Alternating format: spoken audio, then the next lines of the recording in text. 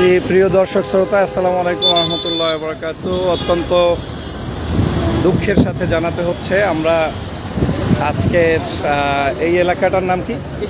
হ্যাঁ, Demra staff quarter. আমরা staff quarter এখানে আসছি এবং আমার কাছে মনে হইল এখানের এক পুলিশ অফিসার আমাকে আওয়ামী লীগের বিরোধী হিসাবেই মনে করলো তিনি, এবং সেটা মনে করেই আমার সাথে অত্যাচার করেছেন। এই স্টাফ কোয়ার্টারের এখানে কোনো ইউটার্ন নাই। আমি একজন ফেসিবাদ বিরোধী আন্দোলনের নেতা। আমি আমার গাড়ি নিয়ে রওনা দিচ্ছি। আমার গাড়িটা এখানে শুধু রাউন্ডের এখানে একেবারে দেখেন সমস্ত গাড়িগুলো এখান থেকে কি যাচ্ছে। এই যে বিশাল একটা রাস্তা, এটার ভিতর থেকে ডানে যাচ্ছে, বাঁয়ে যাচ্ছে, যে যার মতো যাচ্ছে। এই যে গাড়িগুলো ঢুকতেছে, বের হইতেছে। আমাকে এই যে সামনে দাঁড়ানো পুলিশ অফিসার, এই ভদ্রলোক, উনি আমাকে ফাইন দিয়েছে 3000 টাকা। আমি তাকে জিজ্ঞেস করলাম যে আমার ইউটার্নের জায়গাটা আপনি দেখাই দেন, ইউটার্নটা আসলে কোথায়। আমি সঠিক যদি না করি আমার ভুল হয়েছে। এতটুকু শব্দ গ্রহণ করার মতো তার সুযোগ হয় নাই। এই যে রাস্তাটা, এই ফাঁকা জায়গা থেকে ওপার যাওয়ার এই যে গাড়িগুলো যাচ্ছে, ডানে বাঁয়ে গাড়ি যাচ্ছে, ওই দিকে ওই যে দেখেন টমটম দাঁড়ানো আছে।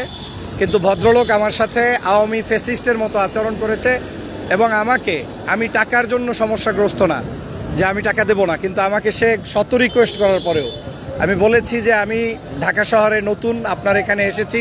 এই যে দেখেন রাস্তাটা, এই রাস্তা থেকে জাস্ট ঢুকছি আমি। ঢুকে এই ডানে দেখেন এই যে গাড়ি, এই যে মোটরসাইকেল যাচ্ছে, কোনো ফাইন নাই। মোটরসাইকেল যাচ্ছে, গাড়ি যাচ্ছে, কোনো ফাইন নাই। সে আমার গাড়িটা সে ফাইন দিয়ে দিয়েছে। এই যে দেখেন গাড়ি যাচ্ছে, সব যাচ্ছে, সে আমার গাড়িটা ফাইন দিয়েছে। আমার এই রাস্তাটা যদি চিনতাম, আমি যদি জানতাম, তাহলে আমি এই জায়গায় করতাম না। আপনারা জানেন যে ট্রপিক্যাল হসপিটাল, এবং এই জায়গাটা থেকে আমাকে শুধুমাত্র যখন জেনেছে, যখন শুনেছে, আমার চেহারা দেখেছে যে আমি ডক্টর ফয়জুল, সাথে সাথে সে বলছে আপনার যা ইচ্ছা তাই করেন, আপনাকে আমি দিয়ে দেবো, এবং আমাকে সে ভয় দেখাচ্ছে। এই যে দেখেন এই একই রোড, আমার গাড়িটা আপনি দেখতে পাচ্ছেন, এই যে ডান পাশে থামানো এই যে গাড়িটা, লাল গাড়িটা আমার। এই রাস্তা থেকে গাড়ি ঢুকতেছে, বের হইতেছে। সিএনজি অবৈধভাবে রাস্তার উপরে থামানো আছে, কারো কোনো সমস্যা হয়নি। আমার গাড়ি এখানে এই যে থামানো, এই যে লাল গাড়িটা আমার। অথচ এই গাড়িটা এখন আমি থামিয়েছি। এই যে গাড়ি যাচ্ছে, এ পাশ থেকে আবার ঢুকতেছে, তারপরেও সে অন্যায়ভাবে আমার উপরে এই আচরণ করেছে। আমি সারা পৃথিবীর মানুষকে জানিয়ে দিতে চাই যে এখনও বাংলাদেশে ফ্যাসিবাদের দোসর মুক্ত হয়নি, এবং এখন পর্যন্ত হয়নি বলে আমি মনে করি। ভালো আছেন? হ্যাঁ, আলহামদুলিল্লাহ, থ্যাংক ইউ। তো এই হচ্ছে সেই আমাকে আপনার কি বলে ভদ্রলোক, যে লোক আমার সাথে এই আচরণটা করেছে, সে আমার এই কাগজ নিয়ে এই আচরণ করেছে। আমি এখন এই মোড়ে আছি, আর আমি আবার কি বলে আমি শুধুমাত্র আপনাদেরকে জানিয়ে রাখলাম যে আমাদের এই অবস্থাটা হচ্ছে এই। রাস্তায় কোনো ট্রাফিক চিহ্ন নাই, মানে ইউটার্ন নেওয়ার কোনো চিহ্ন এখানে নাই। ডানে বামে কোনো কিছু দেখার কোনো সুযোগ নাই। আপনার এই সমস্ত জায়গায় কিচ্ছু নাই, একেবারে এই দেখেন যে যার মতো চলতেছে। তো আমি বুঝবো কোত্থেকে যে কিভাবে কোথায় যেতে হবে। এই যে দেখেন খোলা জায়গা, বিশাল একটা জায়গা। ভালো আছে? হ্যাঁ, আলহামদুলিল্লাহ। এই বিশাল জায়গা, গাড়ি যাওয়ার, এখানে যার মতো ইচ্ছা ঢুকতেছে, যাইতেছে। আমার গাড়িটাকে ঢুকে সে 10টা মিনিট আমার সাথে কথা বললো না, সে আমার গাড়িটার মামলা পর্যন্ত দিয়ে দিল। এই হচ্ছে অবস্থা এই ঢাকা শহরের এই ম্যানেজমেন্টের উপরে ভিত্তি করে। এই যে দেখেন হুন্ডা বের হইতেছে, ওই যে হুন্ডা যাইতেছে এখন ইউটার্নে, ওই যে হুন্ডা যাইতেছে, দেখেন ওই হুন্ডা যাইতেছে ওইখান থেকে। আপনার সবাই আসতেছে যাইতেছে, আমার গাড়িটায় আপনি মামলা দিয়ে দিলেন। এই যে ভাইজান দেখেন আপনার সামনে হুন্ডা যাইতেছে, দেখেন আপনি আমাকে মামলাটা দিয়ে দিলেন। এই হুন্ডাটা কি আইনে গেছে ভাই? এইটা ভাইজান আমি না, আপনি তো থামাইছেন, গাড়ি তো আপনি থামাইছেন নাকি ভাইজান? গাড়িটা আপনি থামাইছেন। এখন যে এই হুন্ডাটা গেল, ওরে তো দেন নাই ভাই, ওরে কোনো জরিমানা দিচ্ছেন? আপনাকে রিকোয়েস্ট করার, ভদ্রতা দেখানোর পরেও আপনি একটু শুনলেন না। আমি বললাম যে চিনি না, ইউটার্নটা দেখান।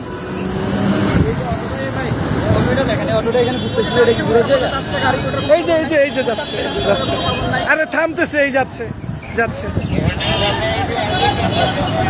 এই যে মোটরসাইকেল ঢুকবে।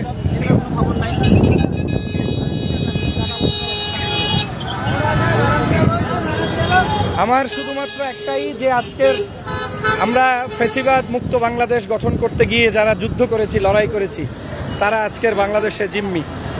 আমি এই ঢাকা শহরে যদি আজকের এই অবস্থা হয় এবং রিকোয়েস্ট করার মতো যদি এমন হইতো যে এখানে আমি রিকোয়েস্ট করি নাই, ভদ্রতা দেখাই নাই, শত শত রিকোয়েস্টের পরেও সে আমার সাথে অভদ্র আচরণ করেছে এবং আপনারা সে একটাবার শুনতেও যাইল না, আমাকে সে 3000 টাকার জরিমানাও দিয়ে দিল। এবং আমার কাছে মনে হলো আমাকে দেখার সাথে সাথে যখন বুঝতে পেরেছে যে এটা আমি, তখন সে এটা দিল। তো এটা আমি দুঃখজনক। আমি পুলিশ ডিপার্টমেন্টের ঊর্ধ্বতনের সহযোগিতা চাই, তবে আমি কোনো অন্যায় চাই না। যদি এই ধরনের অপরাধ যে কেউ করে তার বিচার হোক, সেটা আমি চাই। কিন্তু এখানে যে কেউ ঢুকতেছে, যে কেউ এই জায়গাটায় যে কেউ ঢুকতেছে, শুধুমাত্র আমার গাড়িটা দেখে সে জরিমানা দিয়ে দিলেন। আর যে কেউ এখানে ঢুকতেছে, যে কেউ, এই যে মোটরসাইকেল ঢুকতেছে, বের হইতেছে, দেখেন এই যে মোটরসাইকেল কেউ জরিমানা দেয় না, এই যে দেখেন, এর কোনো জরিমানা আছে? এই যে সিএনজি যাচ্ছে, মোটরসাইকেল যাচ্ছে, কোনো জরিমানা আছে? আমার গাড়িটাকে থামাইয়া সে জরিমানা দিয়ে দিল, এই ক্যামেরা আছে কিনা দেখেন। ভালো আছেন? ভালো আছেন? ভালো আছে জি ভালো আছেন। চলেন আজকে তো লুঙ্গি পরা রে। না, উনি অন্যায়ভাবে ফাইন দিচ্ছে, এখানে কোনো ইন্টার নাই। সারা তারা ছবি তুলে এই সময় দেখ না ভাই, পিছে তো লোক সেটা যা।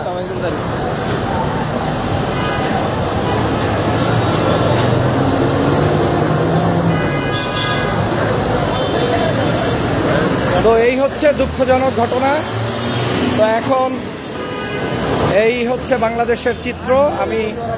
আমি খুব বিরক্ত হইলাম যে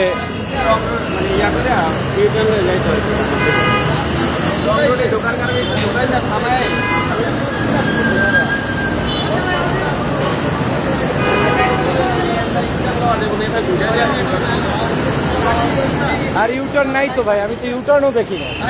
আর ও যে সিগন্যাল দেয় তাও বুঝি নাই, এবং এখান থেকে যাচ্ছে অনেকে, তখন আমি ঢুকে গেছি।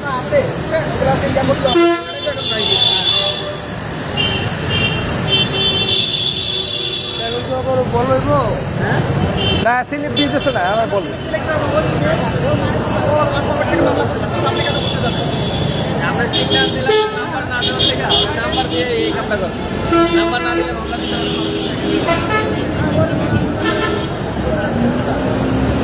এই হচ্ছে সেই চিত্র, এবং এই হচ্ছে আমার এই জায়গাটা। আমি এলাকাবাসী এখানে অনেকেই আমাকে চেনে আসছে এবং দুঃখ প্রকাশ। ঊর্ধ্বতন কর্মকর্তাকে বললে কাজ হবে।